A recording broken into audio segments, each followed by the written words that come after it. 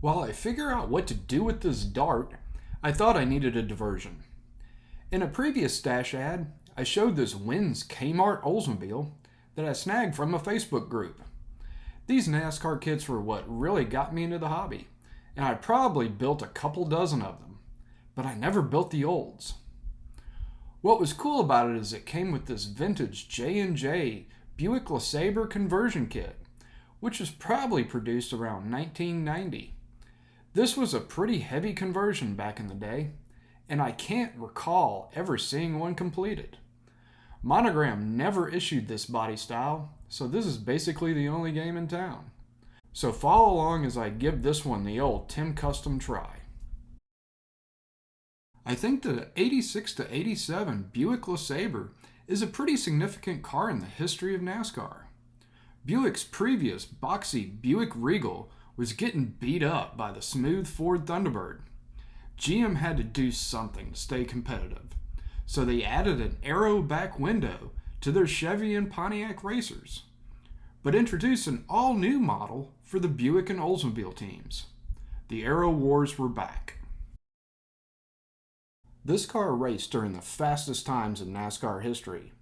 Bobby Allison won the Winston 500 at Talladega, which was the first race in NASCAR history that the entire field qualified over 200 miles per hour. That race was also significant because a fan stole the pace car right before the start.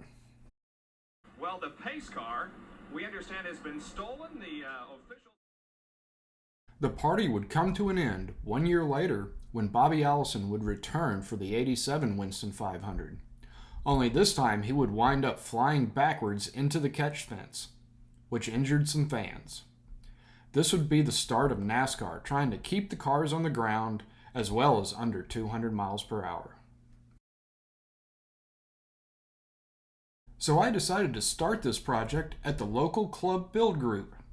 Let's get these bags open and see what happens.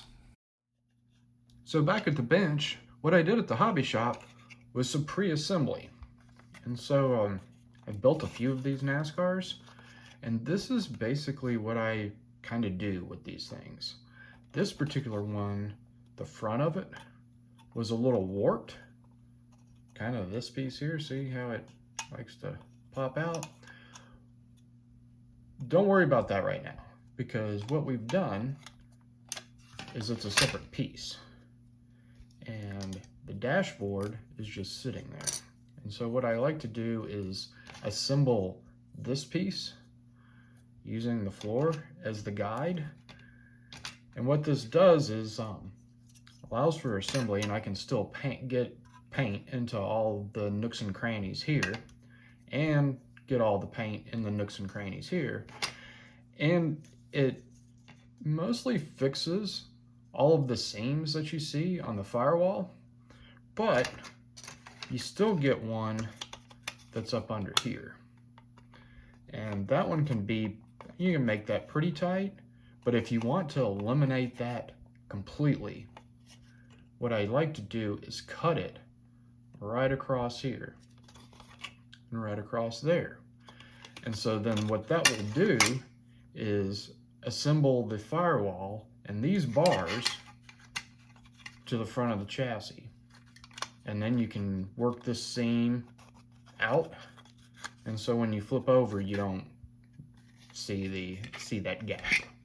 And another thing I did at the hobby shop is, if you look, the brake booster, I cut that off and just kind of zipped it off with a razor saw. And then when it's all assembled, I can still get that in and paint it separately.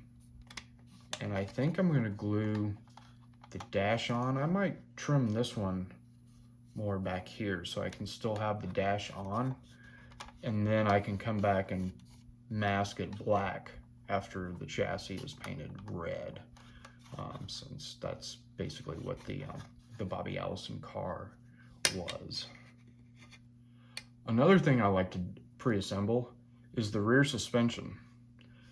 You have the main piece here with the truck arms, the rear axle, and the springs, these typically need nice glue joints to be solid during assembly. And if you were super detailing things, you wouldn't use the kit springs. You would make jack points and spring cups and springs and whatnot, and we're not going to do that for this. This one's mostly box stock, if you will. And I leave the pumpkin off because that can be painted and assembled as a separate piece. So basically what I like to do is I'll mask off the front here, the front X, if you will. That is typically the chassis color because this is a chassis cross member. This front is chassis cross members, and these are chassis. So this will all be red. The truck arms will be black, and the axle will be black. And I've just snapped on the wheel backs and the tires just to kind of set the ride height for the model to see if that actually works how it's supposed to. So here's the Oldsmobile body, and the front clip is molded to it and has this remove piece. And the Oldsmobiles had triangular style side windows, whereas the Buick had a small rectangular one. So we'll have to use the glass to fill that in. The vintage J&J kit comes with this resin piece to replace the nose. And looking at reference materials, it's pretty close. Is it 100% accurate? Probably not. Might have to do some adjustment on it, and it's going to be kind of fun to paint because a lot of these parts are chrome on the real car because, you know, these were still kind of stock cars even as into the mid 80s. So it used stock headlight bezels. The headlight, where the headlights went, was covered over in aluminum, but it kind of had a stock grille and stock bumper. The valance could be stock. They might have fabricated some of this, but I don't know. We'll just set that right there. This will be the most challenging.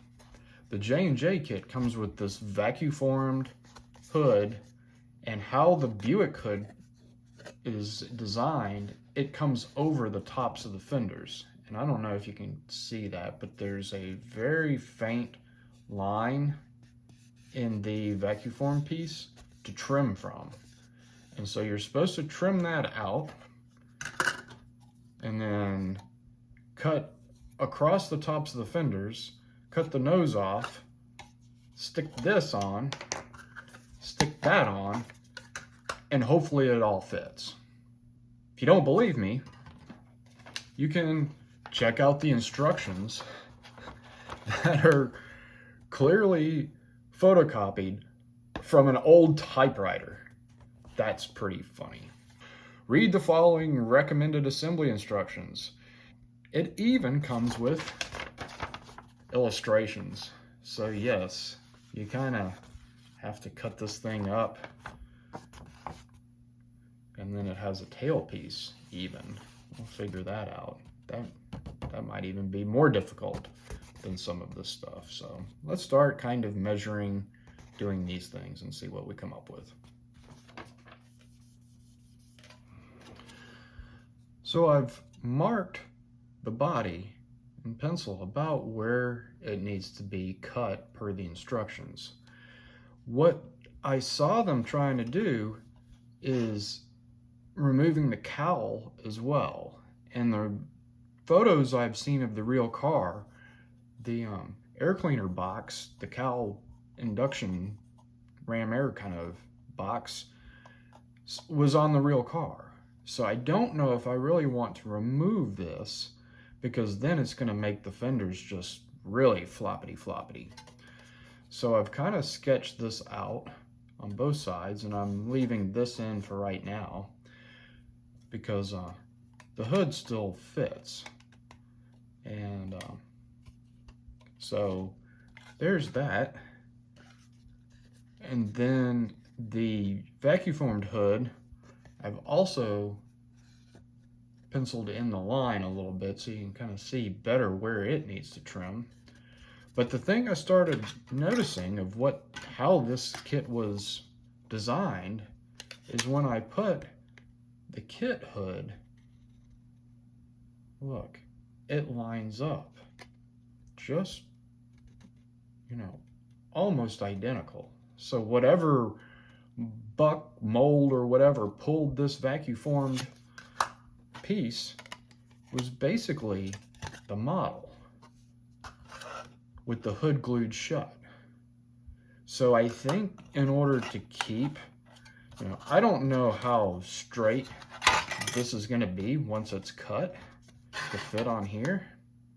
I think my plan now is I'm going to glue the hood on and then scribe the lines, and then that piece I know will line up with this body. So let's try that. So I've already started this project and don't really want to get into how this was threaded, but speaking of thread, that is how I'm cutting the edge here. And basically what I've contrapted here is a flexi-file handle, and this is just basic sewing thread. And I have already cut the corner and down to the side, and then the big edge I've got scribing tape on, so I'm going to use the scriber to cut those. But I wanted to start doing the edges first because those are the tedious part. So as you can see, the thread is still stuck in this first cut, and we're going to try to get this out without breaking it, like so. And then we're going to start on this side, and as you can see, I've marked it. And what I'm going to do even more so is come in here and just kind of cut a scribe right around here, so I can kind of see where I'm going. And I've already measured these, so we should be good on either side. And then show how easy this actually is.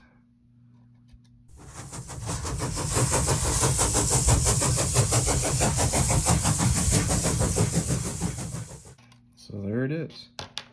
And you can kind of see where the thread is. I cut just a little bit, stopped a little bit short. And now we're gonna get this mess out of here. But that edge is now cut. And if you have like prescribed lines, this works really good. But when you're doing custom body work like this, it's a little bit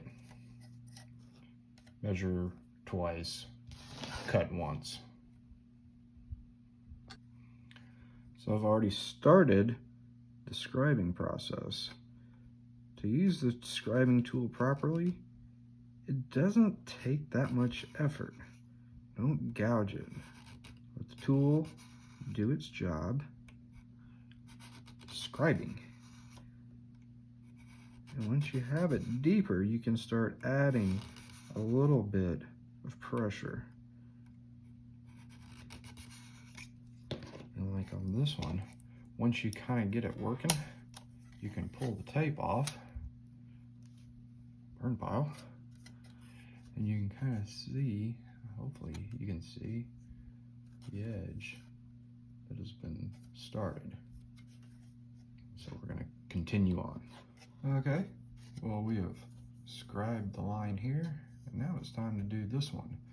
Got the tape down, and the instructions called for 5/8, and I'm kind of at around a 5/75.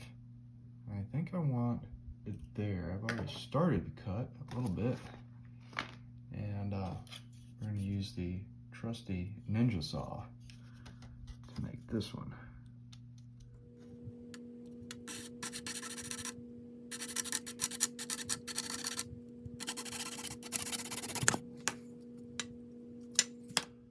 So here is a moment of truth. I've gotten the hood back on, which has required gluing the edges of the fender, tops of the fenders to the hood. And again, all of this is just kind of roughed in. And as the instructions said, these areas are very flimsy now. And so they're gonna have to get reinforced from the bottom, but I think I wanna get this nose on first. And so this is gonna be glued in, and it has little tabs, and I think it's going to work. Kind of see how that goes. I'm still kind of tweaking it to get it to go in perfectly straight, or not perfectly. No, none of this is perfect. People say perfectly all the time in this hobby. I promise you, none of it is perfect. We try to just make it excellent. So I think I'm gonna have to like do a little bit more sanding, and then probably holding it like this as the glue sets, and then we might take the tape off the hood, see what happens. And that seems like a pretty good stopping point. Next time I head back to the hobby shop and cut some glass and find out how well this surgery went.